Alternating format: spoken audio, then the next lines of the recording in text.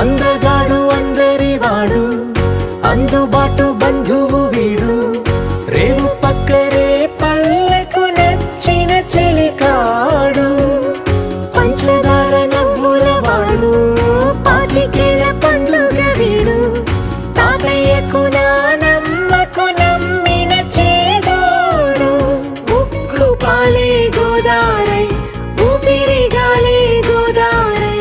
గలగల పరుగుల కలలుగా అలలెగసిన తన వయసుకు నలు పెరుగని పసి మనసుకు శతమానం భవతి,